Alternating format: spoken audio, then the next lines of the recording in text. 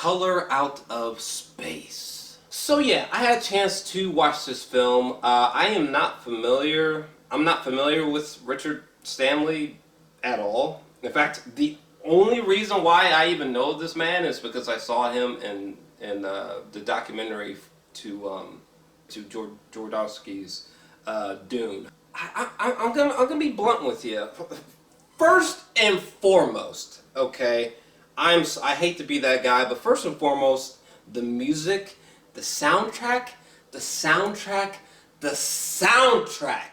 okay, the musical score for this film is way better than this movie. The music is so atmospheric, it is so haunting, it is just so darkly beautiful, it is so perfectly horror movie-ish, while also being like just being elegantly its own distinctive thing. I mean, like, the soundtrack is just immense. I mean, yeah, Colin Stetson, yeah, he's the composer, and I'm telling you right now, I think this guy might be like the next big composer. It's like, oh, it's another trippy looking movie that contains a manic Nicolas Cage freak out performance. Can't wait to see it. Will this movie satisfy people who are looking for that kind of movie? Yes and no. The cinematography is fantastic. The movie opens up on like imagery of trees, like a forest, you know, and just in general. But like, I remember on that part specifically, I remember just being like, whoa, the cinematography is really fucking bitchin' in here. Some of the things that they do with like lighting, or like, you know, like some of the things they do with like magenta, pinkish, reddish, purplish style colors and lights. What they do with that is just like, whoa. But yeah, if you came to see some Lovecraft horror, or some Lovecraftian imagery, you will definitely not be disappointed. That's for sure. There's a moment where Nicolas Cage like gets out of the truck, and like everything around him is like wavy, and it's like some moving pastel colored painting come to life or something like that. I don't know. Like there's moments like that that are absolutely dazzling.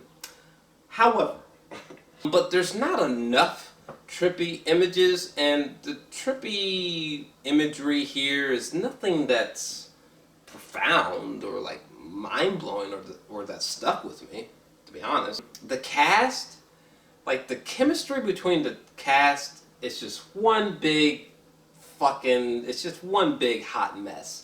Yeah, so Nicolas Cage and Jolie Richardson are supposed to be husband and wife. Their chemistry was just awful. I'm so sorry, but I just wasn't buying their romantic chemistry as husband and wife. And honestly, the acting chemistry, like how well they play off each other, like the chemistry between the entire family was just really off and odd to me personally.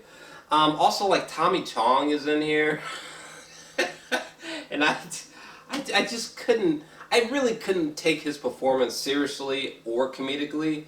It was just kind of, he was just kind of there.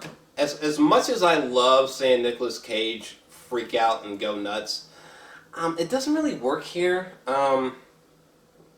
Because okay, so I think Nicolas Cage is at his best when he's going crazy and the movie is crazier than he is. For example, the movie Mandy.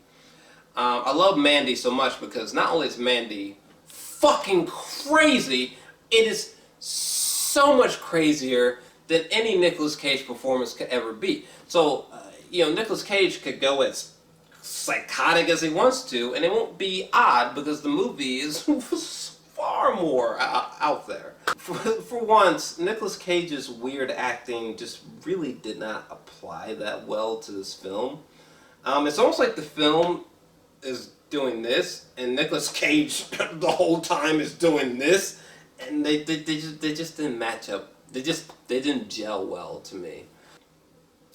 And just to be completely blunt with you, outside of the wonderful visuals, outside of the spectacular score and the really great cinematography, this film really doesn't have anything else for me. I mean, it's a fun little time, but I don't see this substantially sticking with a lot of people. I'm feeling like a 7 out of 10 on it, but I don't know. What'd you think? And by the way, this is my first 2020 movie review. Proper choice.